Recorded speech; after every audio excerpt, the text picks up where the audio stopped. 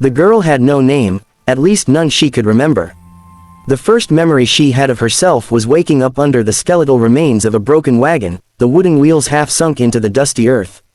Around her, the world seemed silent, except for the occasional cry of a crow or the whispering wind that cut through the dried grass. Her siblings huddled close to her, shivering despite the thin threadbare blankets they shared. She brushed the hair out of their eyes and tried to smile, but her own lips felt raw from dryness and neglect.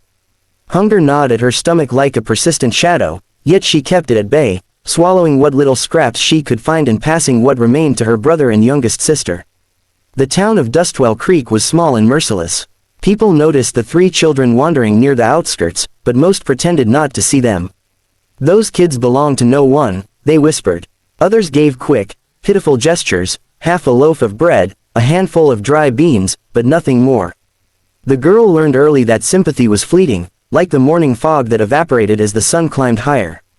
She didn't cry. Crying drew attention, and attention brought questions no one wanted to answer. Her role was simple: protect her siblings, keep them fed, and survive. That was the only certainty in a life otherwise filled with uncertainty. She remembered fleeting flashes of the past, a mother with warm hands and a quiet voice, a father whose laughter had once filled the small cabin they'd lived in. But those memories were like broken glass, sharp, distant, and impossible to piece together. Some nights, when the wind howled against the wagon, she would press her face to the wooden planks and imagine them walking back into their lives, rescuing them from this endless loneliness. But dawn always came, bringing with it the harsh light of reality. No one was coming, and they were truly alone. Every day was a battle. She scavenged behind the saloon for leftovers, snatching stale bread and tossing a few coins to the street dogs who often contested her finds. When she came across a handful of discarded vegetables or a chunk of moldy cheese, she felt like she had discovered treasure. She portioned carefully, making sure her siblings got more than she did.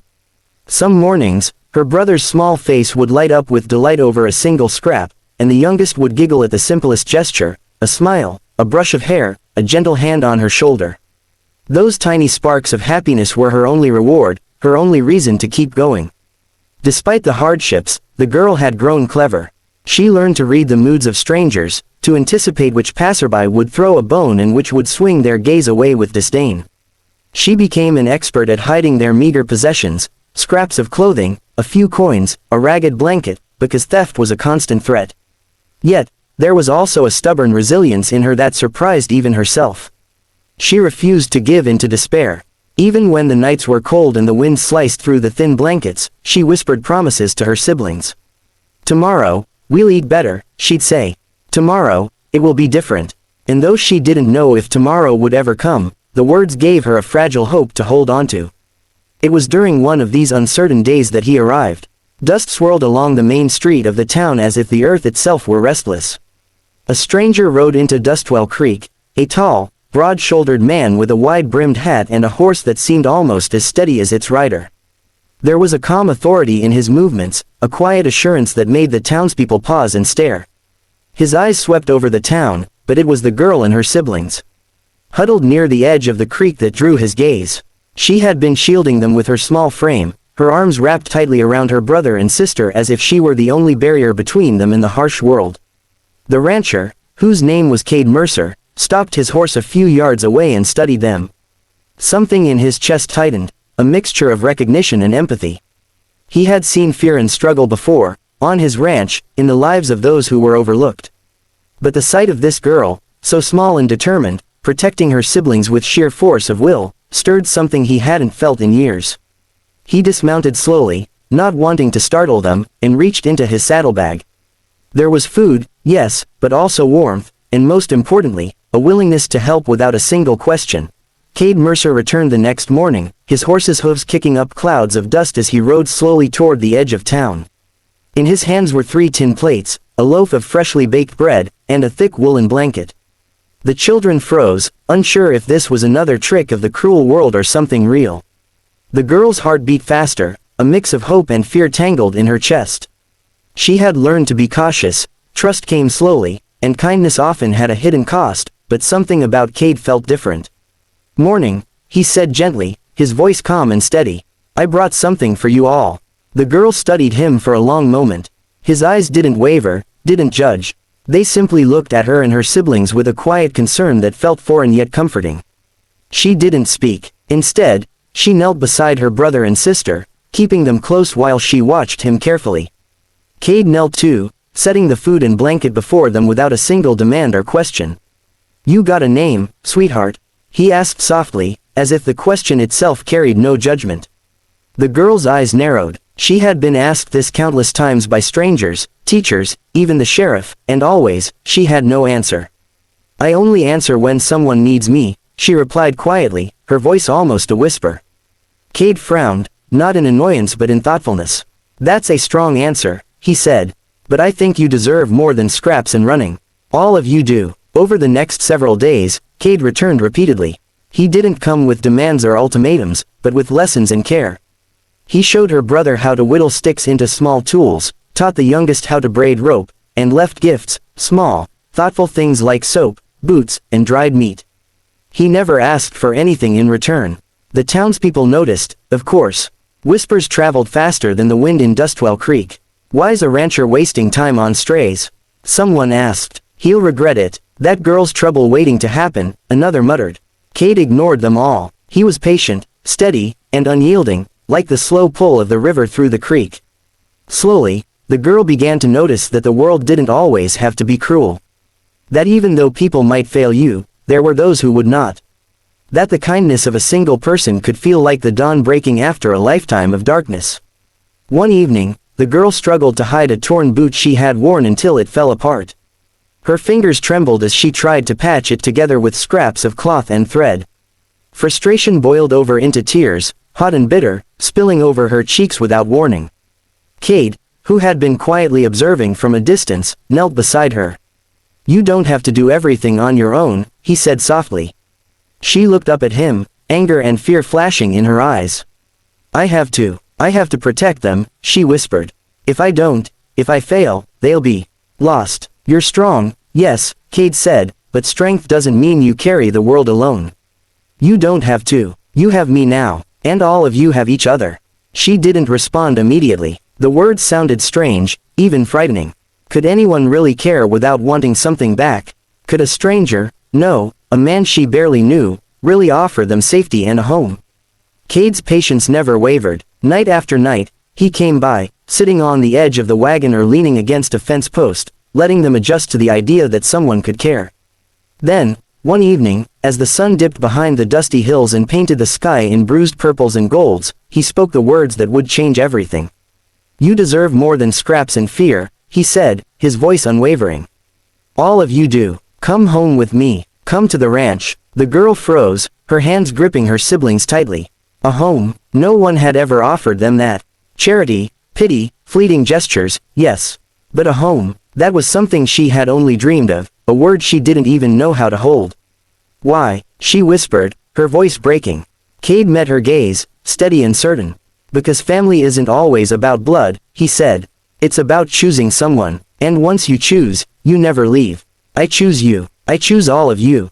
Something in her chest cracked, and for the first time in years, hope bloomed, not a fragile, trembling hope, but one that felt real, almost tangible. She looked at her siblings. Their eyes mirrored her own surprise, their tiny faces filled with tentative trust. Slowly, carefully, she nodded. Life on the Mercer Ranch was unlike anything the children had ever known. The mornings were filled with golden sunlight that spilled across wide, open fields, and the air smelled of fresh hay, leather, and the faint, sweet scent of wildflowers along the creek. There were chores, yes, and lessons that tested their endurance, but for the first time, there was also warmth, laughter, and safety. The girl watched her siblings run freely through the pasture, chasing calves and discovering the rhythms of ranch life. Their eyes sparkled with joy, and the sound of their laughter became a balm to the constant ache she had carried in her chest. Yet, for all the joy surrounding them, the girl still felt a shadow within herself, a quiet, stubborn doubt that whispered she didn't belong. She learned quickly how to feed the chickens, groom the horses, and mend fences, yet she remained cautious around the neighbors and visitors Cade introduced them to. "What's your name?" asked the teacher on her first day at the one-room schoolhouse in town. The question was simple, but it struck her like a knife. For years, she had lived without a name, without identity, and now she had to claim one for the first time. Her throat tightened, and words refused to form. She simply stared, eyes wide and uncertain. That night, after the sun had dipped behind the hills and shadows stretched across the ranch, Cade found her sitting on the porch steps, gazing at the stars. Her small hands fidgeted with the hem of her dress, and her eyes reflected the vast sky above, searching for a place where she might finally feel at home. Cade sat beside her, quiet and steady, letting her space remain hers while offering his presence as reassurance. "You don't have to carry the past anymore," he said softly, breaking the silence. His voice was gentle, patient, and unshakable. The girl swallowed, tears threatening to spill. "I still don't have a name," she admitted, the words trembling from her lips. She realized that despite the safety of the ranch, the laughter of her siblings, and the warmth of Cade's kindness, a piece of her heart still felt rootless, wandering. Cade turned to her, placing a firm but gentle hand on her shoulder. "You do now, if you want it," he said. There was no pressure, no judgment, only an invitation, a choice. The girl looked into his eyes and saw something she had not allowed herself to see in years, unwavering trust. A life she could choose, a family that had chosen her, and the chance to step into a future without fear. Her chest tightened, and a sob escaped before she could stop it. It was not a cry of despair but one of release, a release of years of loneliness, hunger, and uncertainty. Cade held her, steady and patient, letting her grief pour out. "You're a Mercer," he said finally, his voice strong yet tender. "All three of you, from this day forward." The words struck her like sunlight breaking through storm clouds.